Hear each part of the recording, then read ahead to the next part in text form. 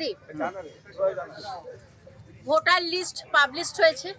সেই voter list সারা বাংলার মানুষের হাতে এসেছে। আমাদের 64 নম্বর মুর্শিদাবাদের মধ্যে অ্যাপ্রুভড ভোটারের সংখ্যা হচ্ছে 2,41,000 সামথিং।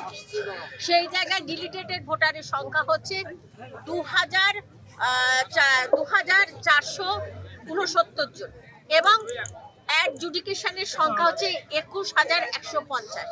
এই অ্যাডজুডিকেশনের তালিকার মধ্যে আজকে আব্দুল শেখ, যার বাড়ি হচ্ছে তেঁতুলিয়া অঞ্চলের গুধিয়া গ্রামে 244 নম্বর বুথে, তার পরিবারে তিনি সহ আরো 9 জনের নাম এসেছেন।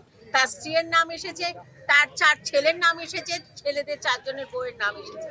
তারা দীর্ঘদিন ধরে এখানে বাসিন্দা। তাদের সমস্ত কাগজ থাকার পরও যখন তাদের নাম অ্যাডজুডিকেশনে চলে এসেছে, তাদের আন্ডারে রয়েছে, সেই জায়গায় তারা আতঙ্কগ্রস্ত হয় এবং আতঙ্কগ্রস্ত হওয়ার পরে রাত্রিরে তার হার্ট অ্যাটাক হয়। তাকে বহরমপুর মেডিকেলে নিয়ে যাওয়া হয়। আজকে ভোর 5টার সময় তার মৃত্যু হয়। এইভাবে সারা বাংলা জুড়ে আতঙ্ক সৃষ্টি হয়েছে। আপনারা দেখেছিলেন যে 19শে জানুয়ারি এখানকার বিধায়ক কিভাবে ফর্ম 7 মানুষকে হয়রানি করার জন্য জমা দিয়েছে। আজকে বারবার বিজেপির চক্রান্তে বাংলায় মানুষ মারা যাচ্ছে এই এসআইআর এর কারণে। আজ তারই প্রতিবাদে এখানকার মানুষ, স্থানীয় মানুষ, আমরা আজকে রাস্তায় নেমেছি। এর প্রতিবাদ চাই এবং এর একটা বৃহৎ করা দরকার একান্তভাবে। আপনারা কতক্ষণ অবরোধ করবেন?